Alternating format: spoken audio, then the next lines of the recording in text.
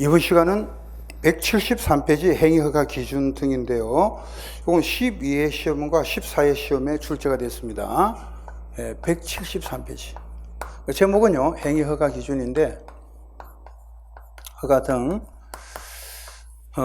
이제 예를 들면은 공동주택에 있어서 이제 그 용도 변경을 한다든지, 대수선을 한다든지, 개축을 한다든지, 뭐 재축을 한다든지, 뭐 이런 정축을 한다든지, 이런 행위를 할 때는 허가가 원칙입니다. 그래서 시장군수구청장한테 그런 행위를 하기 위해서는 허가를 받아야 되는 거죠. 근데 이제 경미한 경우는 신고만으로 하는 경우도 있어요. 그래서 이 행위허가 또는 신고라고 합니다. 행위허가 또는 신고. 이건 하면 허가를 받든가 아니면 신고를 해야 되거든요. 경미한 거는. 그런데 허가나 신고를 하지 않는 것도 있다 이겁니다. 그러면 그 어떤 공동주택을 정축을 하거나 개축을 하거나 대수선을 하거나 용도 변경을 하거나 이런 등등은 다 허가를 받는 것이 원칙이잖아요. 근데 그런 행위를 허가를 받거나 신고를 하는 것이 원칙인데, 이런 행위 허가나 신고 없이 예외적으로 가능한 행위가 있다 이겁니다. 허가나 신고 없이 가능한 행위. 그럼 우리 시험에는 그러면 선생님, 아니 어떤 게 그러면 행위 허가나 허가를 할 필요도 없고 신고할 필요도 없는 게 어떤 겁니까? 그게 한 10가지가 또 있습니다. 그래서 창마 변환, 우리 책에 나오죠? 창마 변환, 구보패, 조주부, 이렇게 쭉 나옵니다. 그래서 간단하게 말씀드리면 창틀과 문틀의 교체죠. 이런 거는 이제 예를 들어서 경미한 것, 아주 초경미한 거. 경미한 행위는, 이거는, 당신들이 알아서 하십시오. 그러니까 이거는 이제 내가 창틀과 문틀을 교체라는 게 어떤 겁니까? 지금은 나무 문으로 돼, 목재로 된 문인데, 이 목재 문들은 만약에 비가 많이 오게 되면 문이 물을 먹어요. 그래서 문이 안 닫힌다고 지금, 근데 나무 목재로 안 돼 있고 있잖아요. 이게 이제 처음부터 뭐로 바뀝니까? 샷이 있잖아요. 알루미늄. 그런 걸로 바뀌면은 거의 이제 이거는 우리가 굉장히 편하죠. 소음도 걱정이 별로 없고. 그래서 이제 나무 목재로 되어 있는 창틀이나 문틀을 그 알루미늄 샷으로 바꾼다 이겁니다. 그거는 이제 허가나 신고 없이도 가능하겠죠. 뭐 한 거니까. 경미한 거니까. 그 다음에 그런 식이지. 마감재를 교체하는 겁니다. 배관 설비를 이렇게 교체하는 겁니다. 난방 방식을 변경하는 겁니다. 예를 들어서 군의 통신 설비 요거를 교체하는 겁니다. 보안등을 교체하는 겁니다. 폐기물 보관 시설을 아시죠? 요런 거를 다른 걸로 바꾼다는 거 오래됐기 때문에 폐기물 보관 시설 교체.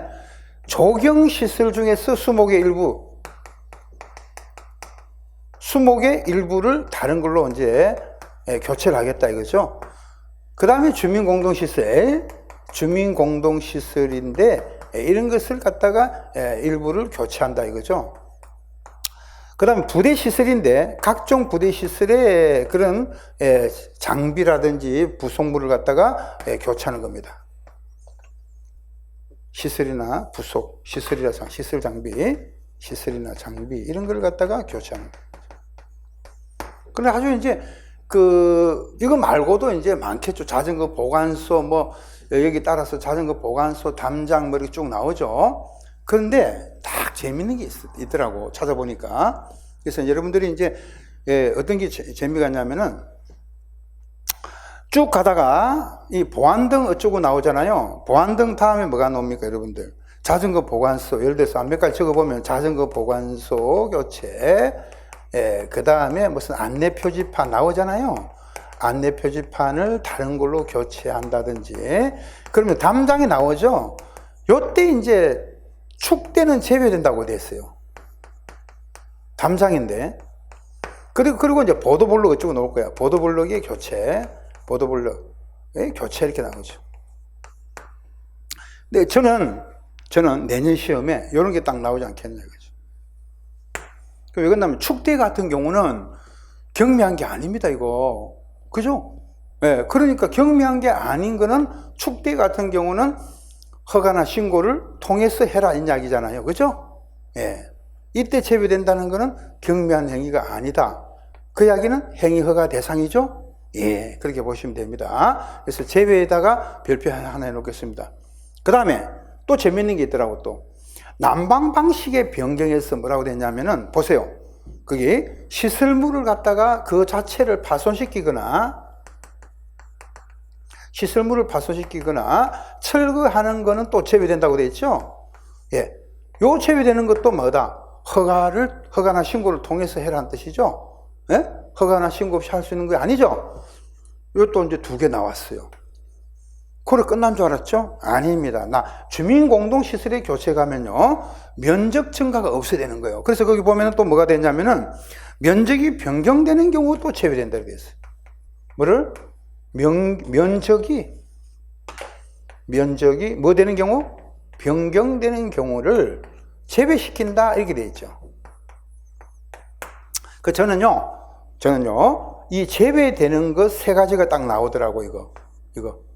그래서 다른 거 보지 마시고, 물론 이제 뭐 기본적으로 창마, 배난, 구호패, 조주부 이렇게 기억을 하시는 건데요. 기본적으로 다 기억을 하시면 좋은데 뭐 기억이 안 날 수도 있잖아요. 그럴 때는 뭐라도 제외되는 거라도 꼭 기억을 하죠. 제외되는 거 3개밖에 없어요. 그죠? 예, 그거 하나 기억을 해 주시고요.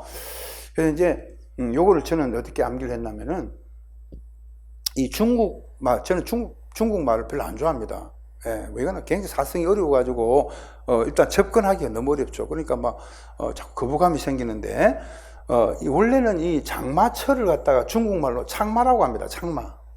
그리고, 배낭이죠, 배낭. 예, 배낭을 중국말로 배낭이라 그래요, 배낭.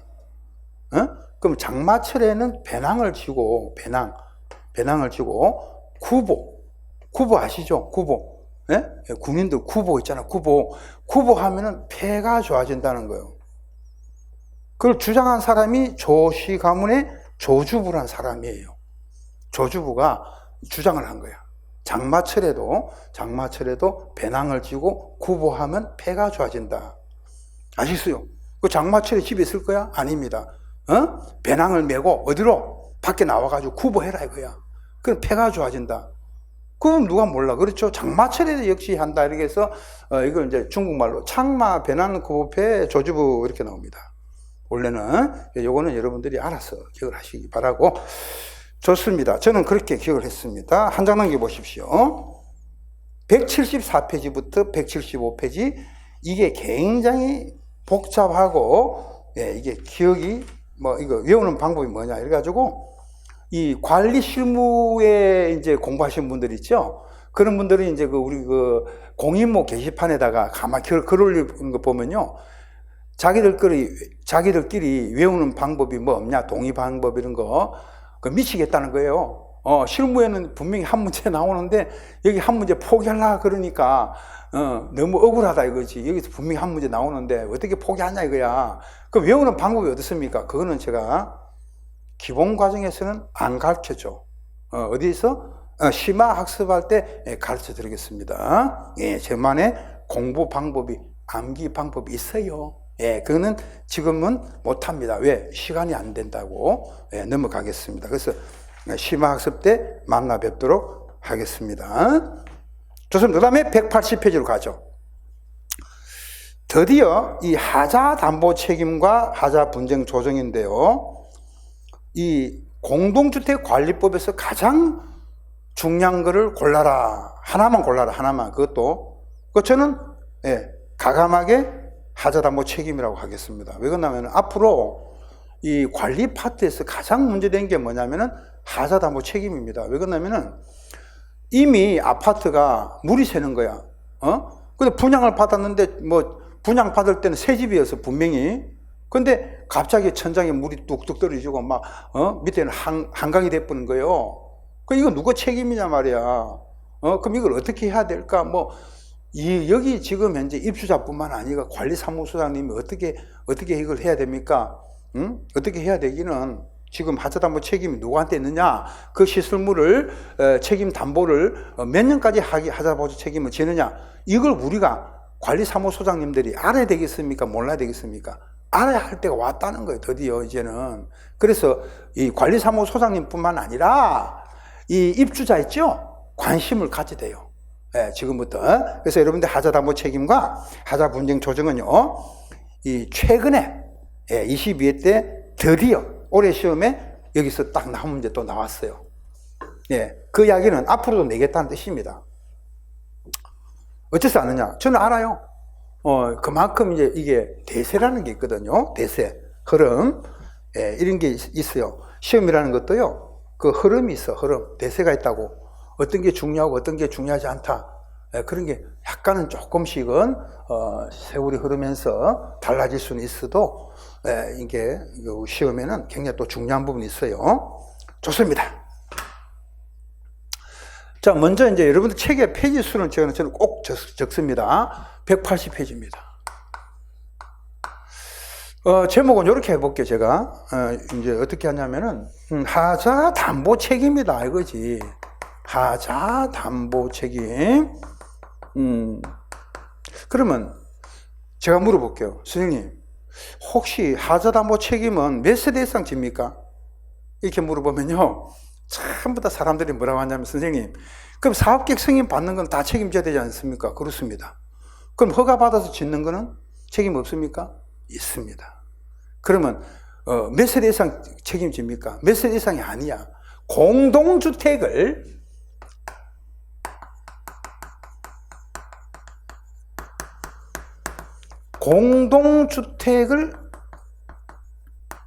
건설한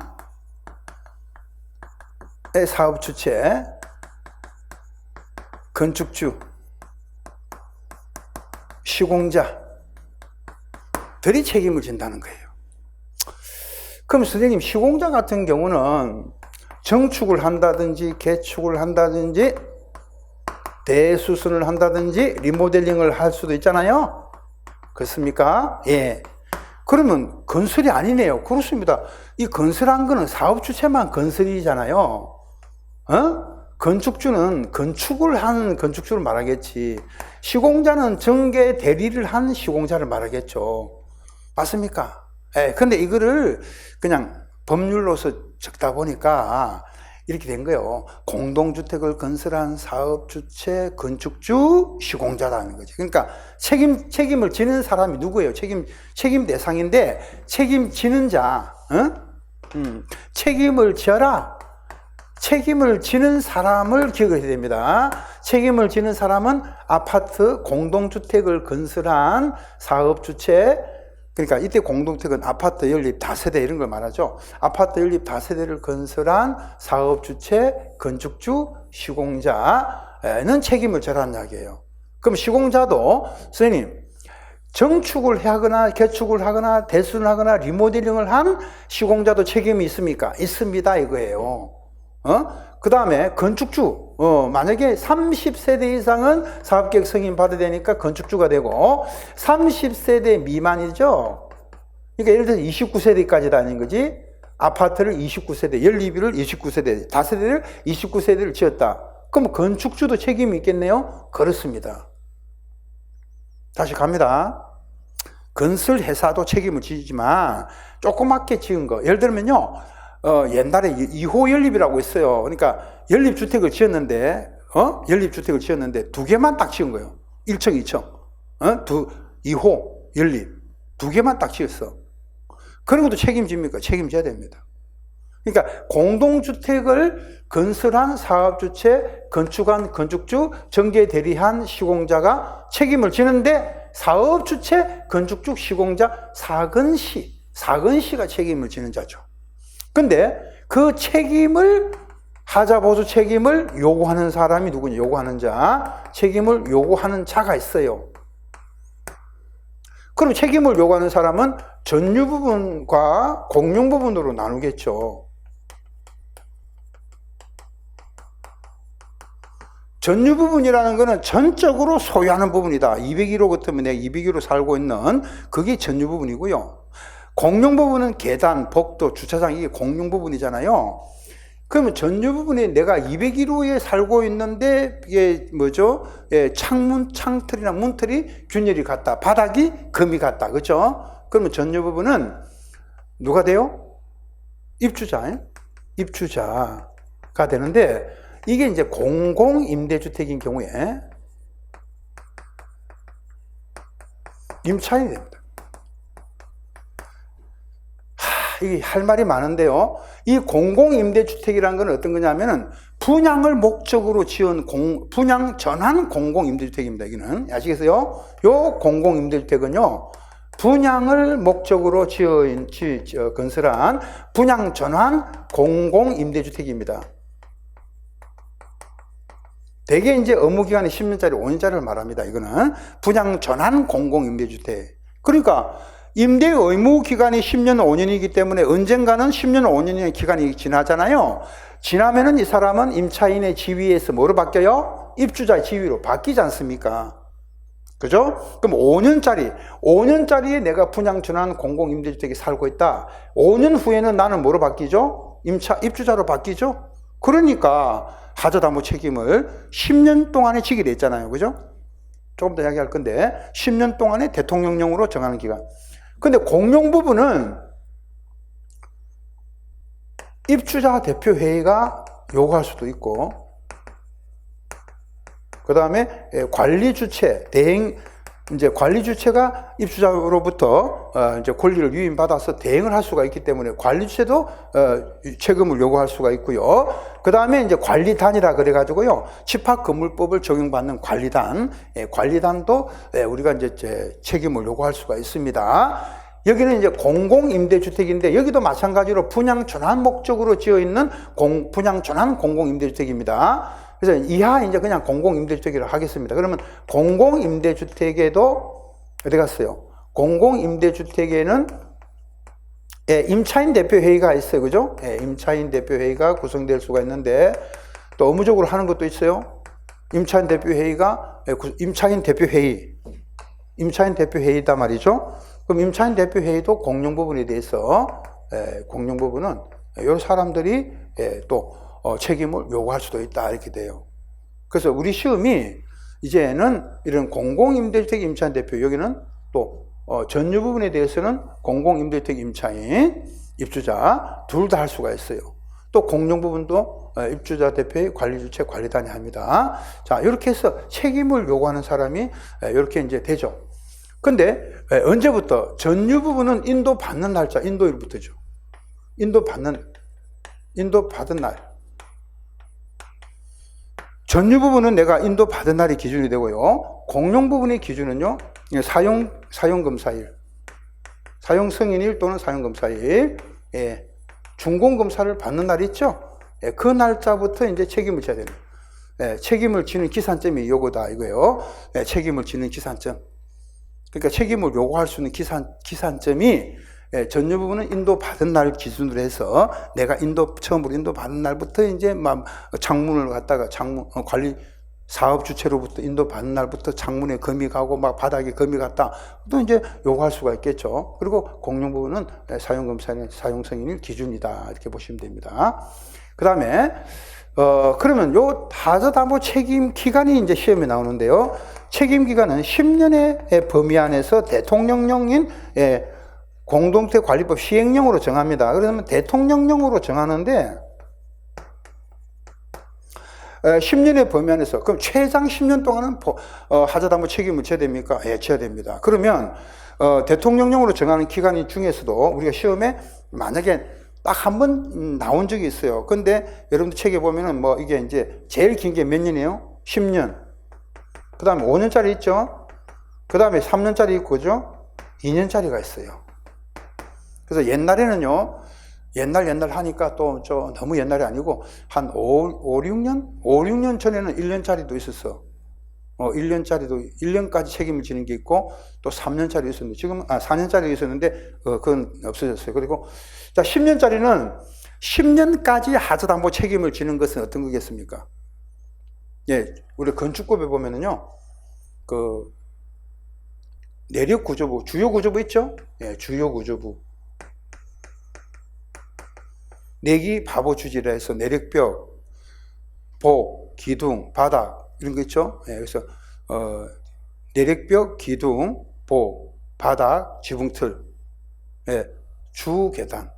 예, 요걸 우리가 주요 구조부가 됩니다. 주요 구조부는 무조건 10년까지 책임을 져야 되는 거예요. 누가? 책임을 지는 사람이. 예. 되셨죠? 그 다음에 이제 나온 게 뭐냐면은 또 이제 그게 우리가 10년짜리가 이제 기초공사, 지정공사, 기초공사 아시죠? 예, 기초공사.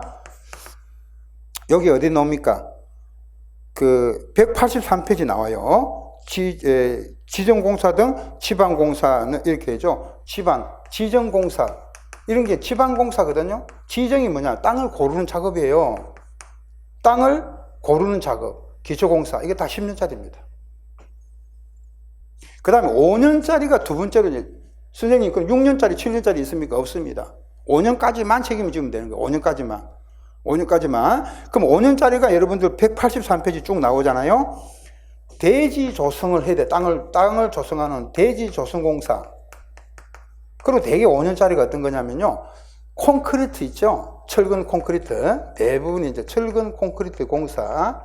뭐 이걸 하나만 보면 되겠지. 예? 철근 콘크리트, 철근 콘크리트 이런 거죠. 예, 이런 건 이제 공사하고, 조직공사라 그래가지고, 벽돌 있죠, 벽돌? 예, 조직공사, 벽돌공사입니다. 그 다음에 지붕공사, 방수, 지붕, 홈통, 방수공사, 지붕공사, 방수공사. 이렇게 다 이제 5년짜리입니다. 그 다음에 이제 2년짜리가 이제 주로 마감공사라 그래가지고요. 마감공사라, 그리고 대개 2년짜리인데, 그 다음에 3년짜리가 제일 많아요. 따져보면은. 그래서 3년짜리가 대개 보면은, 저는 이거를 암기를 안 하고, 우리가 어떤 건물이 들어가면은 제일 먼저 뭐가 들어가야 됩니까? 수도관, 급수시설 들어가죠. 급수. 하나씩 생각하면 돼요. 그 다음에 이제 나가는 물이 있어야 되죠. 배수시설, 배수시설. 그 다음에 이제 공기를 환기시켜야 되잖아. 환기시설. 이런 거. 하나씩 보면 되지. 소방. 화재가 나면 안 되잖아. 그러니까 소방시설 이런 거 들어가겠죠. 그죠? 예. 그럼 전기. 좋아요, 전기. 통신. 가스. 설비. 전기, 통신, 가스. 심지어 있잖아요. 온돌 있죠, 온돌. 네, 온돌 공사도 이게 3년짜리입니다, 온돌 공사가.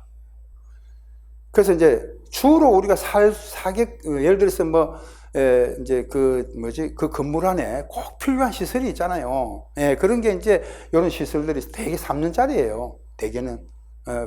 여러분들이 모른다. 그럼 거의가 3년짜리다 보시면 돼요. 그건 마감 공사가 2년짜리거든요. 그러니까 수장 공사라는 게 있고요. 예, 그리고 이제 뭐죠? 예, 주로 이제 타일 공사 이런 거 생각해요. 타일 공사. 그리고 바깥에 외장하는 석공사 같은 거죠. 예, 이런 거. 그래서 수장, 타일, 석공사, 대리석 이렇게 갖다 붙이는 거 있죠. 그게 마감 공사고요. 예, 도배. 도배 이런 거, 칠공사. 예, 이런 공사들이 이제 여기 다 들어갑니다. 그리고 이제 가전제품 같은 거, 가전제품의 마감 공사들. 가전제품 있죠? 주방기구, 주방설비. 이런 것들은 전부 다 어디에 들어가냐면 마감 공사에 들어갑니다. 지금. 도배공사, 칠공사. 여기서 하나 빠진 게 이제 조경 같은 거, 역시 조경. 여기 조경 있죠? 여러분들 조경이 뭡니까? 나무 심는 거잖아요. 근데 옛날에는 잔디 심기가 있잖아요. 잔디 심기가 옛날에 1년짜리였거든요. 네, 제가 알고 있기로. 근데 이게 3년으로 바뀌었더라고. 그래서 잔디 심기부터 시작해서 수목. 나무 심는 거는 조경인데, 조경이 다 3년짜리입니다. 3년짜리. 예. 그럼 선생님 이거 다 암기해야 됩니까? 암기하셔야 됩니다. 이제는. 예? 제가 그랬잖아. 제가 전번에 뭐라고 했어요?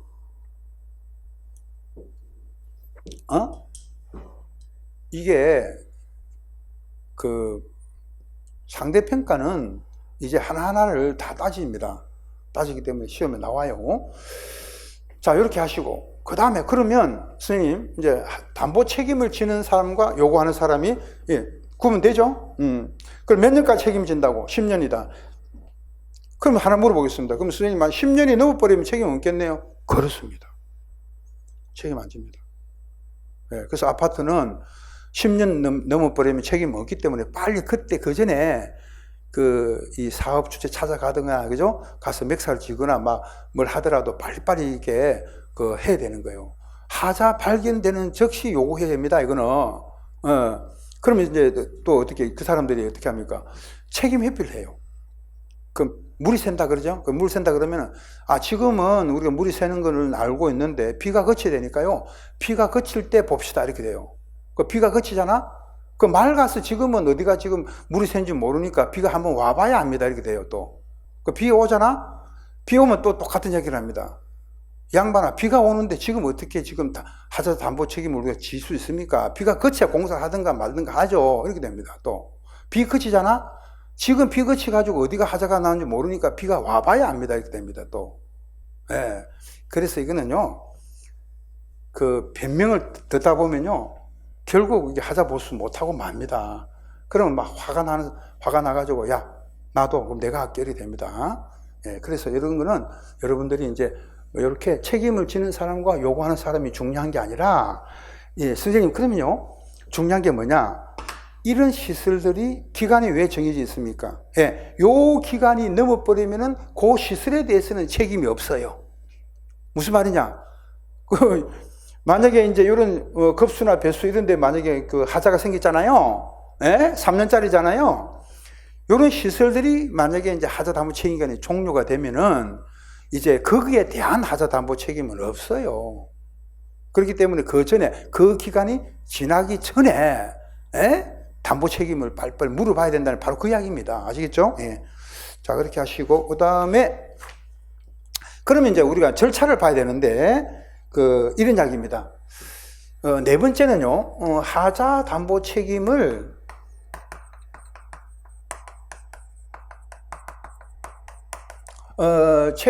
이제, 책임에 대한 절차가 되겠는데요. 그럼 하자 담보 책임을 요구하는 자가, 요렇게 책임을 지는 자에게, 담보가 책임을 지는 자 있었죠? 누굽니까? 사근시. 책임을 요구하는 사람은 입이 2개고 관이 2개였잖아요. 예, 입주자 대표회의, 관리단, 관리주체. 그래서 물론 이제 중간중간에 뭐 공공임대주택이 있지만 그거 생략을 하고요. 책임을 요구하는 사람이 책임을 지는 사람한테 하자 담보 책임 기간 동안에 10년이죠. 예, 10년의 범위라고 했으니까요. 그 기간 동안에 하자가 뭐가 됐어요? 발생이 된 거예요. 그러면 선생님, 하자가 발생이 돼가지고 손해를 입었다고 손해배상 책임까지 해야 됩니다. 예. 그러면 하자가 발생이 됐기 때문에 하자 담보 책임을 요구하죠. 예, 하자 보수를 해달라. 하자 보수를 요구하게 됩니다. 왜? 책임이 있으니까. 그러면 책임을 지는 사람은 며칠 안에 하자 보수를 이행을 해야 됩니까? 예, 15일. 하자 보수를 하거나, 이행이죠, 이행을 하거나, 또는 만약에 이제 기간이 길어지는 게 있어요. 15일 안에 못 해주는 것도 있겠죠. 예를 들면 기둥 이런데 막 균열이 갔다. 그 정도 가지면 안 되고, 이런 이제 하자 담보 책임의 범위라는 게 있는데요. 주요 구주부 같은 경우는 균열 간 정도 가지고는 안 돼요. 붕괴되거나 붕괴될 우려가 있을 정도의 하자라고 합니다. 나머지는 이제 주요 구주부 이런 게 아닌 거는 되게 예를 들면 창틀이나 문틀이 붕괴됐다든지 깨졌다든지 파손됐다든지 이런 거는 다 담보 책임을 물어볼 수가 있는데, 이제 기둥이라든지 내리벽 이런 거는 단지 금이 갔다, 그 정도 가지고는 담보 책임을 물어볼 수가 없고요. 붕괴되거나 붕괴될 우려가 있을 정도의 하자를 말합니다. 그거 나중에 이제 또 볼 기회가 있을 거지만, 아무튼 15일 이내에 하자 보수 이행을 하거나, 또는 말이죠, 하자 보수는 이게 시간이 걸린다 그랬죠. 그러면 금방 안 되니까 이건 하자 보수 하겠다는 계획이 있어요, 계획. 그 계획의 일정이라고 하는데요. 이거를 통보를 해줘야 돼요, 통보를. 저희들이 언제까지는 이걸 마치고, 이게 만약 15일 넘으면 어떤 식으로 또 언제까지 또 연장을 해서 해드리겠습니다. 이 일정을 통보를 하게 돼 있어요. 근데, 이제 지금부터입니다. 책임을 지는 사람이 하자보수 이행이나 하자보수 계획 통보를 하지 않을 때,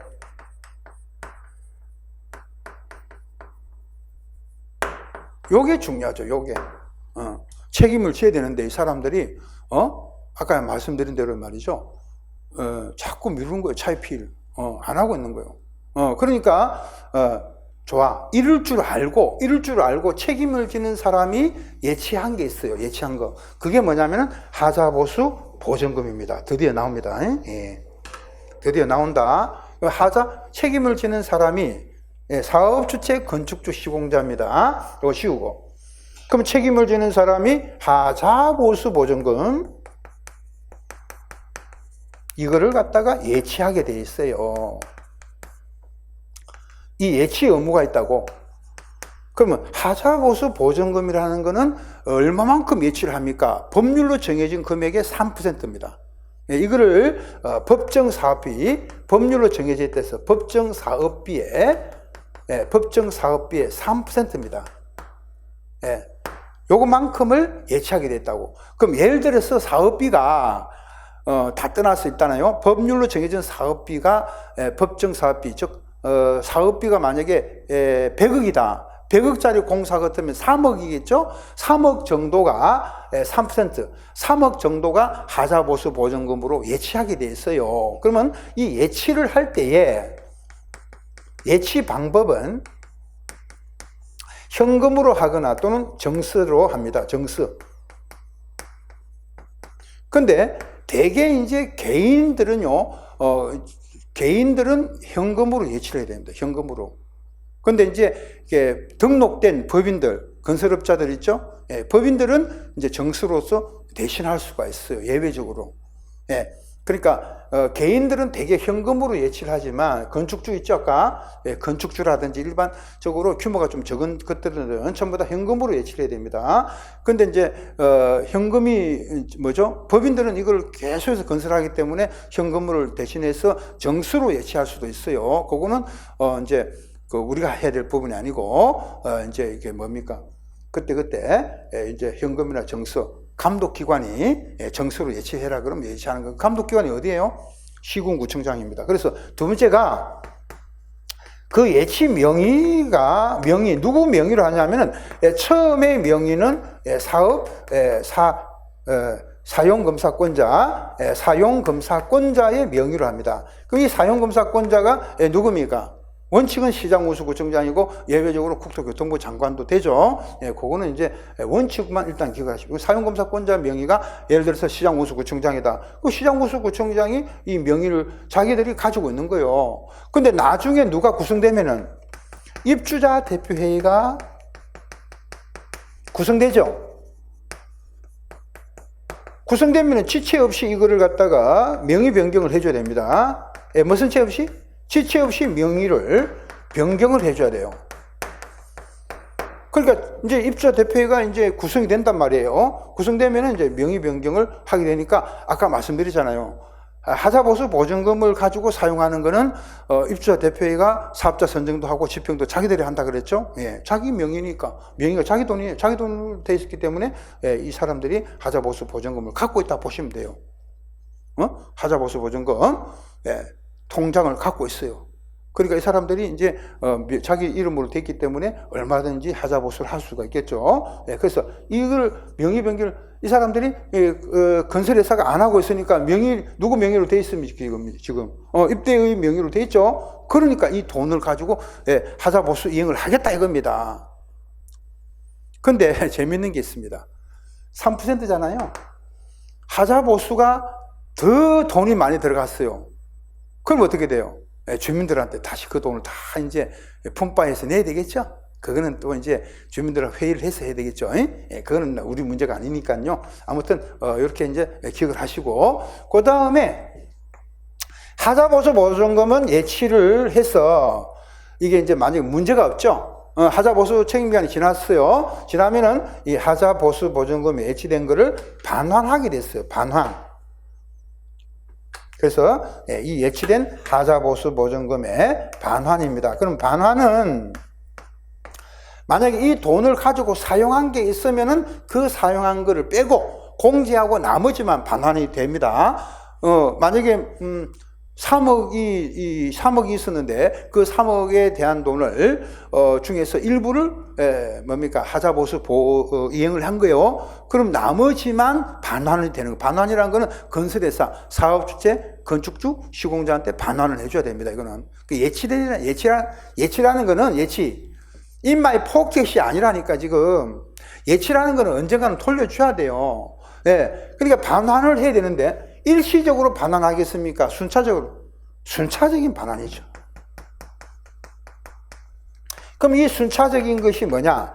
사용검사일, 사용승인일부터 시작을 해. 사용검사일 기준으로 해가지고 10년이 경과됐을 때 얼마 주고 이렇게 했죠. 10년 경과 얼마. 그 다음에 아까 어디 갔어요? 5년짜리. 그 다음에 3년짜리. 그러니까 2년, 3년부터 가자. 2년이 경과됐을 때 얼마 주고, 그 다음에 3년짜리가 있었죠. 그 다음에 5년짜리가 있었고요. 10년짜리가 있었습니다. 이게 각각의 이제 퍼센트가 정해져 있어요. 이렇게 2, 3, 50. 요게 이제 어디서 나오냐면은 여러분들 책에 어디가 이게 책의 페이지를 봐야 된다. 여기 이제 17회 시험에 나왔네요. 190페이지 보십시오. 나오죠? 190페이지에. 그래서 2년이 경과되면은 요렇게 이제 저는 기억을 했어요. 142. 그러니까 우리 집에 그 비밀번호가 있는데요. 집에 딱 대문에 비밀번호가 142라고 바꾸면 됩니다. 142. 그리고 이제 5050. 이렇게. 23은 5죠. 2, 3은 5, 10. 다 더하면 10이 돼요. 2, 3, 5 더하면 10이 되죠. 2, 3 더하면 5가 되고, 다 더하면 10이 되죠. 그러니까 2, 3, 5, 10. 이렇게 하고, 1, 4, 2, 2, 50, 50. 저는 이게 옆으로 암기하는 게 안 맞더라고, 이게. 안 맞아요. 15%, 40%, 25%, 20% 이걸. 어떤 때는 이게 15가 25로 바뀌고요. 암기하기가 굉장히 어렵더라고. 이거 암기할 수 있는 방법이 뭐냐? 하도 안 되니까 저는요, 이렇게 종으로 외웠어요. 종으로. 2, 3은 50이 나오니까요, 1, 4, 2, 2. 그죠? 50, 50. 이렇게 이제 종으로 갖다 붙여버린 거지. 안 될 때는. 뭐 어떻게 되든 간에 뭐 기억만 하시면 되겠죠? 뭐 시험장에 갔더니 기억이 안 나더라. 그거보다 낫잖아. 그죠? 1, 4, 2, 2, 50, 50. 그래서 이제 2년이 경과됐을 때 얼마? 15%, 그 다음에 3년이 경과되면 40%, 5년이 경과되면 25%, 10년이 경과되면 20%를 순차적으로 요 금액만큼을 반환해야 된다 이 말이에요. 그러면 선생님, 요때 15%는 얼마입니까? 그렇습니다. 법정 사업비 3%에 대한 곱하기 100분의 15라는 뜻이고요. 이 3%에 대한 40%를 말한 거예요. 아시겠습니까? 그러니까 이미 법정 사업비 3%는 100% 기준으로 놔두고 거기서 15%, 40%. 그러니까 3% 곱하기 100분의 15 하면 나와. 그 다음에 3% 곱하기 3년 경과됐을 때 40% 하면 그 금액이 나오겠죠. 그 금액만큼의 요 기간이 경과되면은 돌려줘야 되는 거예요. 2년 경과되면 그만큼 돌려줘야 되고, 요거만큼, 나머지 10년 경과되면 다 돌려줘야 되는 거예요. 근데 대개 이 돈이, 건설회사가, 이 돈을 대개 보면은 1년, 2년 만에 그냥 대개 이제 놔두는데 조그만 단지 있잖아요. 조그만 단지는 건축주하고, 안 할 말이지만은요, 건축주하고 그 밑에 이제 입주자들이 있죠. 싹 짜고 우리 이거 다 틀어 먹어 버립시다. 그래서 1년 만에 시설 있잖아. 물 조금 샌다 그러면 그 돈 다 틀어 가지고 싹 다 시설에 좀 쓰고 돈 남은 거 다 갈라 버립니다. 그리고 싹 없어 버려요. 그리고 돈이 이제 갈라버리고 없어. 그럼 다 썼다 하는 거예요. 그럼 증빙은 뭐 어떤 식으로 만들겠지. 근데 이제 그 뒤에 입주한 사람들 있죠? 그 사람들만 피해 보는 거예요. 예를 들어서 뭐, 앞에 있는 분들이 돈을 좀 남겨놓으면 좋은데, 이 돈을 남겨둬야 되는데, 남겨두는 꼬라지를 못 두는 거예요. 그냥 놔두면은 뭐, 돈이 썩나? 그러니까, 예, 다 써버리는 거예요. 이게 남겨둬야 되거든요. 예. 돈을 남겨두고 이게 남겨둬야 다음에 고장이 났을 때 수리해가지고 이 돈을 갖다가, 예, 뭡니까? 그 돈을 갖다 써야 되는데, 우리나라는 모든 분들이 되게 그렇더라고. 남겨두지 않는 세대들이 굉장히 많아요. 근데 공동주택 같은 경우는 이게 정비서류가 다 있지 않습니까? 예, 그러니까 굉장히 이까지도 요즘은 이제 전부 다 이제 심사 들어가기 때문에, 감사 들어가고 하기 때문에 이제 그런 게 이제 조금 줄어들었습니다만은, 옛날에는 이거 처음부터 1, 2년 만에 조금 하자가 생기면은 그것을 핑계로 해가지고 이게 돈을 갖다 다 써버려요, 그냥. 예, 남겨두지를 않더란다, 건설회사가.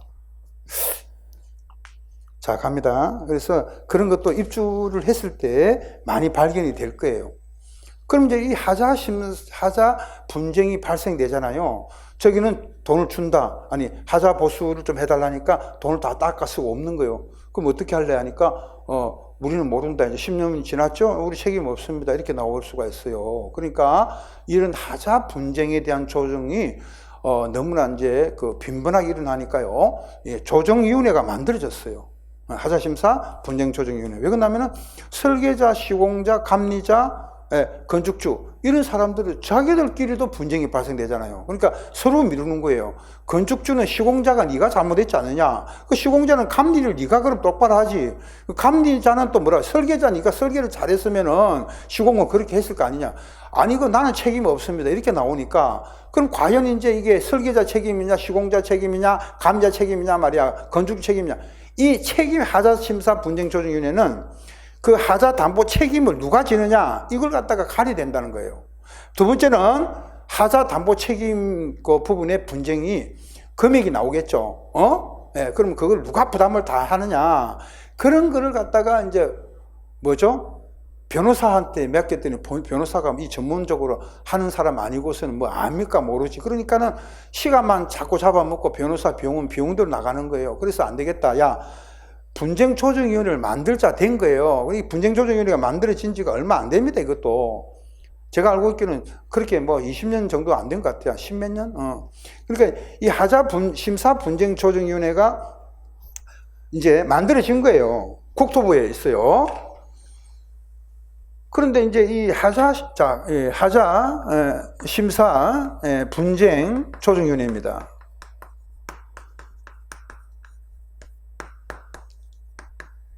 요거는 이제 국토부에 하는, 여기 설치는 국토교통부에만 있어요. 그럼 선생님, 지방에는 없겠네요. 당연하죠. 지방에는 없어요. 국토교통부 안에만 하자심사 분쟁조정위원회가 설치되어 있어요. 근데 요게 위원회 수가 50명 이하로 되어 있습니다. 50명 이내. 50명. 그럼 예를 들어서 여러분들 생각해 보세요. 하자심사 분쟁조정위원회가, 뭐 하자심사 분쟁조정이 한 건이 들어왔어요. 건수가 들어왔어. 그럼 그 아파트 단지가 분쟁조정을 좀 해달라. 조정 신청을 한 거야. 그럼 50명이 다 모입니까? 그럼 과반수 모인다 하더라도 26명이잖아요. 26명이 다 모입니까?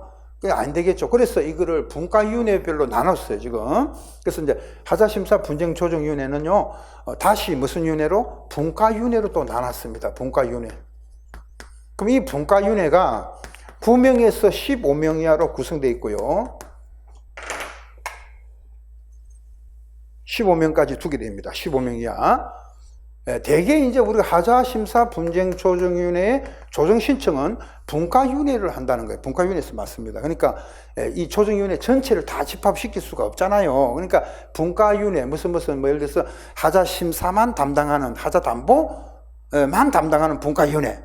요거는 하자담보 책임을 누가 지느냐. 그런 분과위원회. 이런 식으로 해서 분과위원회가 1분과, 2분과, 분과위원회가 정해져 있어요.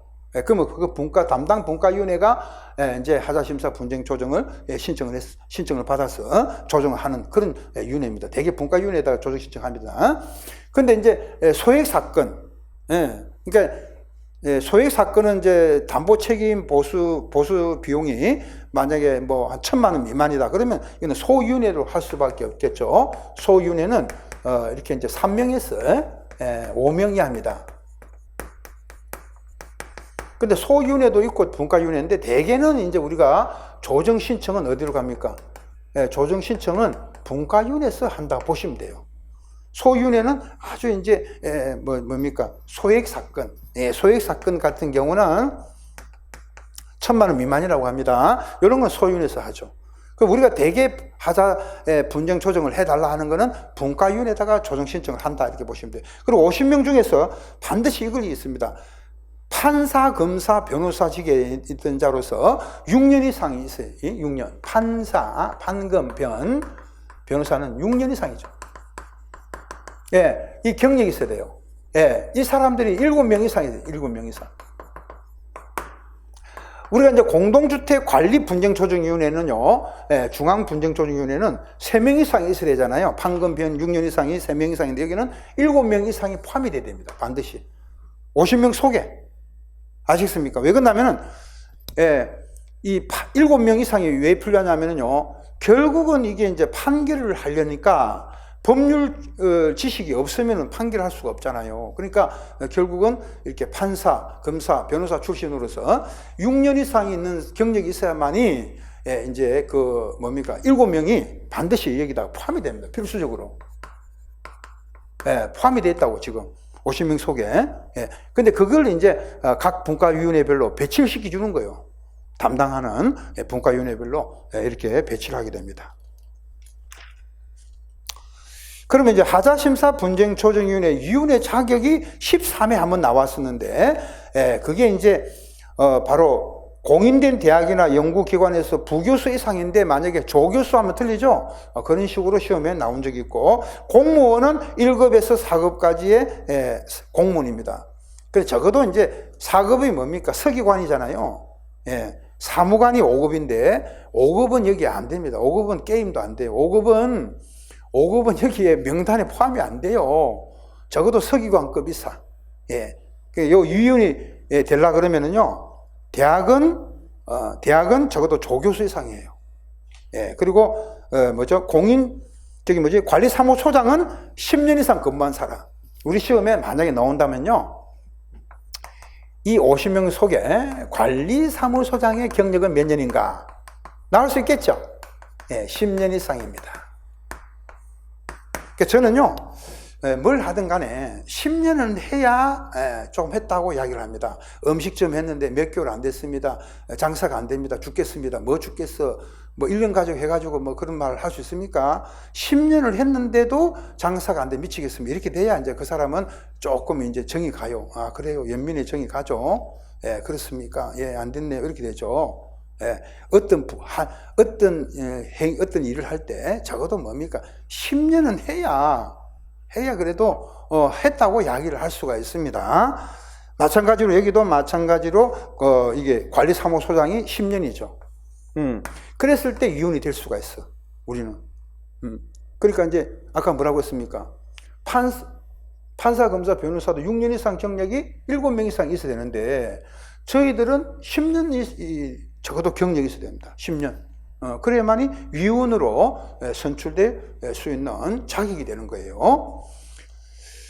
그 다음에 한 장 넘겨보십시오. 넘겨보면은 이제 뭐가 나오냐면 아주 이게 이제 심화학습 때 제가 하겠습니다만은 그 하자심사 이제 어떻게 하느냐 이런 게 나오고 이제 조정 처리가 나오는데 197페이지 보십시오. 197페이지 보면은 하자 분쟁 제일 밑에 이번에 조정 등의 처리 나오죠? 197페이지 제일 밑에 제일 밑에 보면은 이번에 보면요 조정 등의 처리라고 나와요. 197페이지 밑에서 네 번째 줄 하자 분쟁 조정위원회는 조정 등의 신청을 받잖아요. 그럼 지체 없이 절차를 개시하는데 그 신청을 받은 날로부터 60일 안에 절차를 완료하게 돼 있어요. 근데 공용부분의 하자는 90일이잖아요. 그죠? 그러면은 적어도 이제 뭐냐면은 60일 안에 조정 신청이 들어오잖아요. 그럼 60일 이내에 조정 처리하게 됐다고, 이게. 60일, 2달이죠. 그런데 공용 부분이 있으면 공용 부분의 하자, 계단이라든지 복도 이런 거는 공용 부분이잖아요. 이런 하자에 대한 분쟁이 있습니다. 이거는 이제 90일까지 하겠다는 거거든요. 90일 이내. 그래서 요게 이제 시험에 나올 확률이 나오자. 12회 때 한번 나왔어요. 틀린 거. 12회 때. 10년이 지났는데 이번에 요게 나올 수 있어요. 그 다음에 이제 요 정도로 보시고요. 하자 진단이 있고 하자 감정이 있는데 요거는 심화 학습할 때 하기로 하고요. 자, 오늘 여러분들 이번 시간에 마지막으로 요건 이제 공동주택의 전문관리 파트입니다. 그래서 요거는 주택관리업은 시군 구청장한테 등록을 하게 돼 있고, 그리고 이제 2년이 말소되고 난 다음에 2년이 지나지 않으면은 다시 등록을 할 수가 없습니다. 그런데 이 202페이지 보면은 이제 주택관리업도 시군구에 등록하게 돼 있고, 그런데 거기 보면은 이제 등록하는 기준이 있잖아요. 202페이지에 자본금은 2억 원 이상이고, 그 다음에 기술 인력이 각 분야별 전기, 연료, 과학가스, 유물 취급 관련 각각 한 명 이상 있어야 돼요. 그리고 주택관리사가 한 명 이상 있어야 됩니다. 그리고 이제 시설과 장비 중에서는 5마력 이상의 양수기 한 대 이상하고 전련 저항계, 누전 측정기 한 대 이상, 사무실 이런 게 이제 구비를 해서 관리를 주택관리업자로서 요건을 갖췄잖아요. 그리고 이제 신청을 해야 됩니다. 등록을 이제 신청하면은 시군구에 등록증이 나오죠. 나오는데 이 부분은 우리 시험에 우리 시험 22회 때는 말소가 되면은 몇 년 이내 재등록을 몇 년 이내 지나지 않으면 다시 등록할 수 없습니까? 여기에 이제 칼로스 니키 시험에 나왔어요. 재등록 제한이 2년이죠, 2년. 이것도 이제 아주 쉽게 올해는 시험에 나왔습니다. 그리고 이제 관리 주체 중에서 관리 주체가 하는 업무는 전부 다 공동주택의 공용 부분의 유지, 보수, 안전 관리 이런 것들은 이제 관리하는 게 목적이죠. 근데 관리사무소장의 업무 배치는 500세대 이상, 500세대 미만 이렇게 나오는데, 만약에 이제 500세대를 기준으로 했을 때 이상이 될 때와 미만이 될 때를 보면은 이상은 주택관리사만 되잖아요. 아까 얘기한 것처럼. 미만은 보도 되고 사도 되죠. 그러니까 무슨 말이냐면은 보는 시험만 합격했다면 보밖에 안 되고, 사는 일정한 경력, 소장은 몇 년? 3년. 그죠? 그 다음에 지구는 5년 이상 경력이 있어야만이 보에서 사로 갈 수가 있어요. 그죠? 근데 500세대 이상은 주택관리사의 자격이 있는 사람만 할 수가 있어요. 그리고 이제 보정 설정을 해야 됩니다. 책임보험에 보정 설정을 해야 되는데, 요거는 5천만 원의 한도, 5천만 원은 보정 설정해야 되고, 여기는 500세대 미만은 3천만 원입니다. 그죠? 그러니까 이제 보정 설정이라는 게 뭐냐면은, 보정보험에 가입을 해도 되고요. 공탁을 해도 되고, 또는 공제에다가 가입을 해도 됩니다. 그죠? 공제가, 협회가 공제 사업을 한다 그러면은 공제에 가입을 하거나 보정보험에 가입을 하거나 공탁을 하거나 요 셋 중에서 하나를 하는 거예요. 이게 보정 설정이라 그러는데요. 그래서 500세대 이상은 5천만 원의 보정 설정을 해야 되고요. 500세대 미만은 3천만 원에 해당하는 보정 설정을 해야 됩니다. 수수를 해야 된다는 거지, 자기가. 그리고 이제 관리사무소장은 배치 신고는 배치할 때 이제 신고를 하게 됩니다. 요거는 이제 실무에서 이제 시험에 거의 다 나오죠. 그러니까 많이 다룰 거니까 저는 요거 간단하게 이제 손해배상 책임에 대해서 208페이지 보면은 손해배상 책임이 나오고 보증 설정이 나오잖아요. 요거 방금 말씀드린 거고.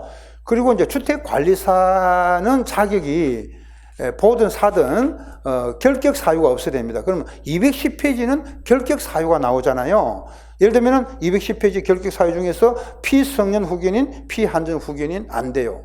근데 주택관리사 보든 사든 주택관리사 등의 자격 요건에 결격 사유 중에서 미성년자가 없잖아요. 이거는 미성년자 시험을 칠 수 있거든요. 그러니까 미성년자는 결격 사유가 아니다. 꼭 기억을 하십시오. 이 결격 사유는 14회에 한번 나왔고 20회 시험에서 6년 있다가 또 나왔습니다.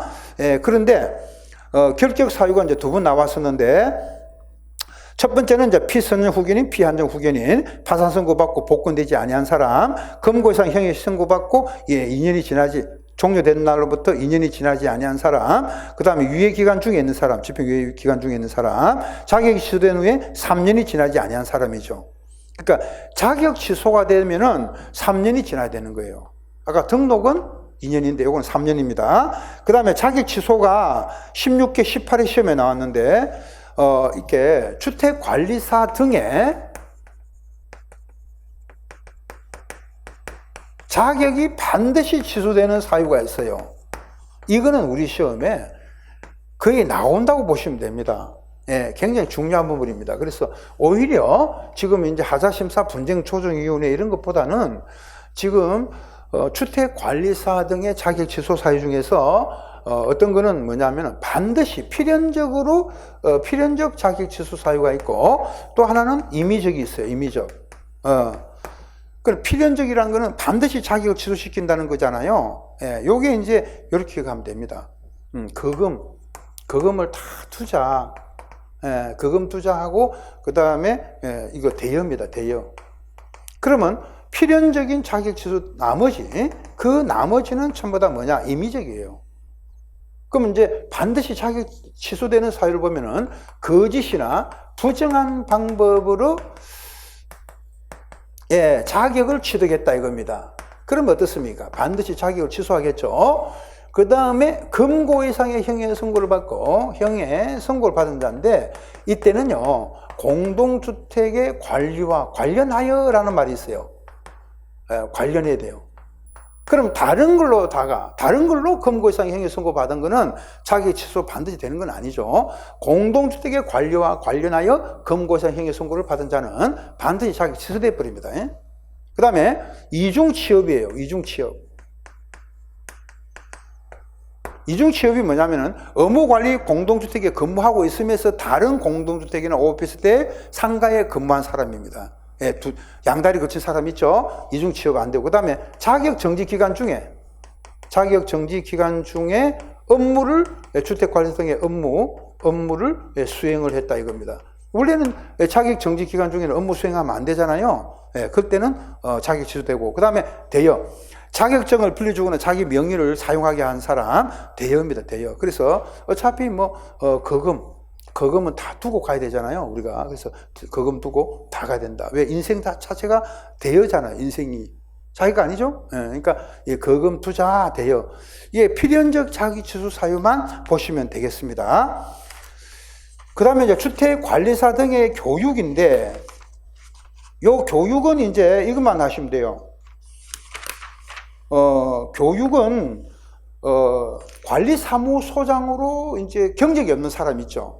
그러니까 자기가 주부인데 전혀 선생님 관리사무소장으로 직원으로서 경력이 없다 그러면 배치 예정일 기준으로 해가지고 직전 5년간의 경력이 없는 사람 있죠. 그런 사람들은 빨리 교육을 받아야만이 배치가 될 수가 있어요. 사전교육. 근데 그게 이제 교육 기간이 3일 동안 교육을 받게 되었습니다. 3일. 그래서 기존에 배치된 관리사무소장도 3년마다 정기적으로 교육을 받게 돼 있어요. 그런 것이 이제 나오고, 그 다음에 오른쪽에 공동주택관리분쟁조정위원회 나오죠. 이 공동주택관리분쟁조정위원회가 중앙이 있고 지방이 있어요. 근데 이제 중앙과 지방으로 나눈 이유는 예를 들어서 2개 이상의 시군구에 걸쳐 있다 이거죠. 그런 사건, 아파트가 해필이면요, 시와 군에 걸쳐 있는 거예요.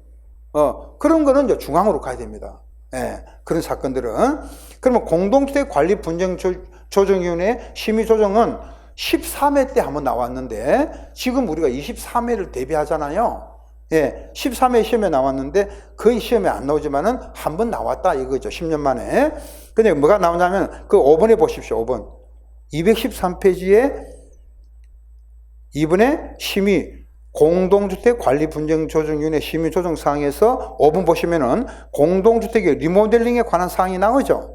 요게 이제 재건축하면 안 돼요. 왜 그러냐면 재건축이라는 거는 도시 및 주거환경 정비법이라는 게 있어 재건축 사업이 별도로 있죠. 그러니까 이 공동주택의 재건축은 분쟁 조정 대상이 아니라, 그리고 뭐라 해야 되냐, 공동주택의 리모델링에 관한 사항만 분쟁 조정입니다.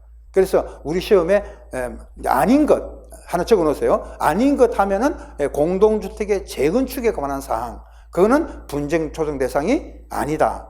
막 그런 정도, 기본 우리가 과정에서는 그런 정도만 보시고 넘어가도록 합니다. 심화 학습 때는 아주 제가 좀 이 부분에 대해서 조정 절차에 대해서 말씀을 드리기로 하고요.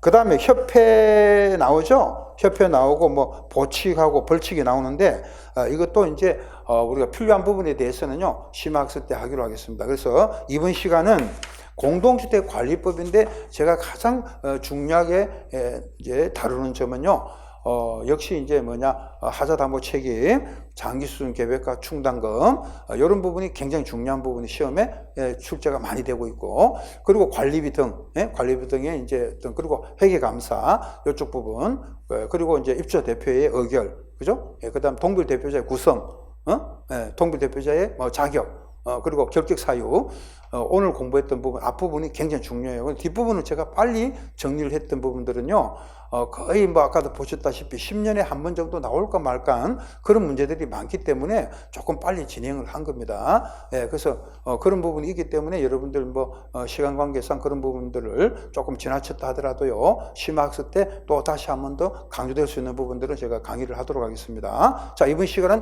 여기까지입니다. 수고했습니다. 감사합니다.